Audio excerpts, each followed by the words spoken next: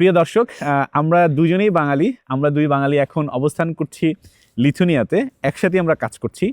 উনি স্টুডেন্ট হিসেবে আসছেন আমাদের এখানে, লিথুনিয়াতে আসছেন, লিথুনিয়াতে পড়াশোনা করছেন। লিথুনিয়াতে পড়াশোনা করার পাশাপাশি উনি জয়েন করেছেন আমাদের সিন্দিত কনসোর্টিয়াম LLC, লিথুনিয়াতে আমাদের যে কোম্পানি আছে সেই কোম্পানিতে। সো ওনার কাছ থেকে আমি শুনবো যে উনি লিথুনিয়াতে যখন আসলেন প্রথম কি অবস্থাটা, উনি কিভাবে আসলেন, কোন ইউনিভার্সিটিতে আসছেন এবং এখন উনি কি করছেন, উনি এখানে জয়েন করার আগে কি করছেন। চলেন ওনার নিজের মুখ থেকেই শুনি।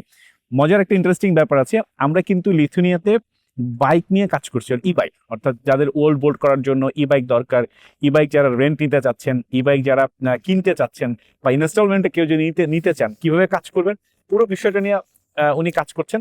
সো ভাই, আপনার নামটা যদি আপনি বলতেন। জি, আমার নাম শোয়েব সাদিব। ওকে, আমি বর্তমানে লিথুনিয়ান বিজনেস কলেজে আছি, ট্যুরিজম অ্যান্ড এন্টারটেনমেন্ট ইন্ডাস্ট্রি সাবজেক্টটা নিয়ে। যখন লিথুনিয়াতে আসি তখন অনেক ঠান্ডা ছিল ফার্স্ট অফ অল। তো এসে অনেক রকমের নিজের কিছু কাগজপত্র, নিজের দিক নির্দেশনা, অনেক রকমের ফ্রেন্ডস অ্যান্ড যারা ছিল তাদের মাধ্যমে সাহায্য সহযোগিতা পেয়েছি। তারপর কাজে নামি, সেটা হচ্ছে ওল্ড বোল্ড।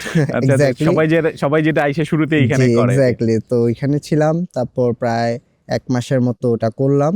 তারপর রেন্টিং এ সাইকেল নিয়ে তখন আমি অনেকটা নিড বুঝতে পেরেছি যে আমরা যারা স্টুডেন্টরা আসি তাদের কিরকম নিড আছে। তো সেটার উপর চিন্তা ভাবনা করে তারপর বিভিন্ন জায়গায় কাজও খুঁজছিলাম। তো ফরচুনেটলি একটা আমাদের দেখা হয়ে গেছে। সোহাগ ভাইয়ের ভিডিও আমি এর আগেও দেখতাম, খালিদ ফারহান ভাইয়ের ভিডিওতে ওনার পডকাস্টটাও শুনেছি, এছাড়াও ফেসবুকে বিভিন্ন অ্যাডের মাধ্যমে ওনার ভিডিও দেখা হয়েছে আমার। তো সেভাবে আমার পরিচিত, তাই ফরচুনেটলি আমার একটা রেস্টুরেন্টে ওনার সাথে দেখা হয়ে গেছে। তো ওনার সাথে কথাবার্তা হলো, আরও ভালো বিস্তারিত বলতে গেলে ওনার সাথে একটা সুন্দর পরিচয় আমার, ওনার সাথে ওনার অফিসে আসা, তারপর যাবতীয় সব কিছু নিয়ে তারপর আলোচনা হলো। আলোচনা হওয়ার পর আপনার মনে করেন ওনার কোম্পানিতে এখন আমি জয়েন করেছি। উনি আমার সব কিছু বিস্তারিত জেনে শুনে তারপর বললো যে আচ্ছা, তোমার স্কিল টিলস সব কিছুর উপর ডিপেন্ড করে উনি আমাকে ওনার কোম্পানিতে হায়ার করেছেন। এই তো।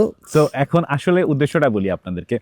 হায়ার বলতে কিছু না, হি সাপোর্ট টু আজ, আমাদেরকে সাপোর্ট করতেছে। এখানে আসলে বাংলাদেশ থেকে যারা আসতেছে, যে স্টুডেন্ট, সেই স্টুডেন্টদের কিন্তু আসলে একটা কাজের দরকার হয়।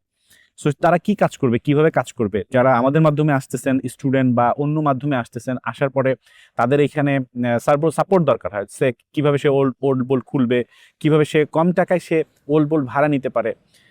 ওল্ড বোল্ড ভাড়া নিতে বলতে আমি বুঝাইতে চাচ্ছি ই বাইকটাকে ভাড়া নিতে পারে বা ই বাইকটাকে কিনতে পারে বা সে ইনস্টলমেন্টে কীভাবে নিতে পারে। আমাদের কোম্পানির মাধ্যমে সে সেই সকল স্টুডেন্টদেরকে সাপোর্ট দিচ্ছে। সে কিন্তু পড়াশোনাও করছে কন্টিনিউয়াসলি, সে পড়াশোনার পাশাপাশি এই সাপোর্টগুলো দিয়ে যাচ্ছে, যাতে স্টুডেন্টরা এসেই যেই কাজগুলো করতে হয় বা যেই কাজগুলো করতে চায় সেই কাজগুলোর সাপোর্ট যেন তারা দিতে পারে।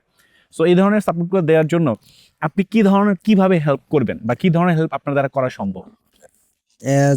আমি এই বাইকটি মোটামুটি নিজেও বাইকটি চালিয়েছিলাম, অ্যান্ড আমার মোটামুটি অভিজ্ঞতা আছে কিভাবে ওল্ড বোল্টে কাজ, কিভাবে না, তার কিভাবে রেন্টিংটা প্রসিডিউরটা কিভাবে রেজিস্ট্রেশন করতে হয় ওভারঅল সব কিছুর উপর।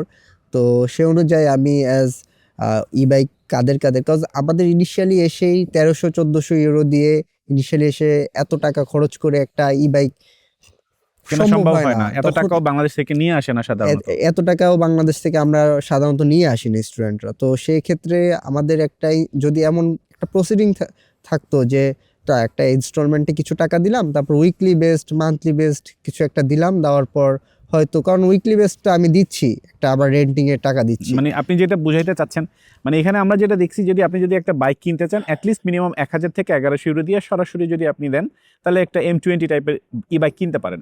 বাট আপনি তো এত টাকা যদি না দিতে চান, বেশিরভাগ ক্ষেত্রে কি হয়, প্রথমে তারা ভাড়া নেয়, উইকলি 50 ইউরো 50 ইউরোতে ভাড়া নেয়। ভাড়া নিয়ে তারা এটা চালায়। সো দেখা গেল যে মাসে তার এই 200 ইউরো একটা বাড়তি প্রেশার চলে আসে যে আমি যে ইনকাম করব 200 ইউরোতে চলে যাবে। তো সেই জায়গায় আমরা যেটা চিন্তা করলাম, যদি কাউকে আমরা ইনস্টলমেন্টে বাইকটা দিতে পারি বা তারা যদি এটা পায়, তাহলে স্টুডেন্টের জন্য খুব ভালো হয়, আমাদের বিজনেসটাও খুব ভালো চলে।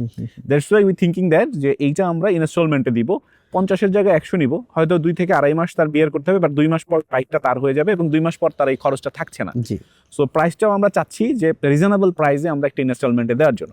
সো এই কাজগুলো করার জন্য, আপনার ওল্ড বোল্টটাকে ওপেন করার জন্য এখানে আর কি ধরনের জব খুঁজে পাওয়া যায়, বা আমরা যে ধরনের রিলেটেড বিজনেস করছি বা অনেক বিজনেসম্যান বাংলাদেশ থেকে আসতেছে, তাদের সাথে স্টুডেন্টরা কিভাবে রিলেট করতে পারে, জবের মাধ্যমে তারা কি কি জবে জয়েন করতে পারে, এইটাই আমরা কাজ করতে যাচ্ছি, right that? Yes, exactly. So আপনারা যারা বিজনেস ওপেন করতে চাচ্ছেন, স্টুডেন্টে পড়াশোনা করতে যাচ্ছেন, বা ই বাইক নিয়ে কাজ করতে চাচ্ছেন ইন লিথুনিয়াতে, আপনারা জানেন যে লিথুনিয়াতে আমাদের লিথুনিয়ান যারা আছে তারা আমাদের সাথে কাজ করছে, আমাদের সাথে বাংলাদেশি যারা আছে স্টুডেন্ট আছেন, এবং আমাদের সাথে বিজনেসম্যানরা আছেন, বা আমাদের কিছু কলিগ আছেন তারা আমাদের সাথে কাজ করছেন। Even though most of time আমি এখন লিথুনিয়াতেই থাকছি।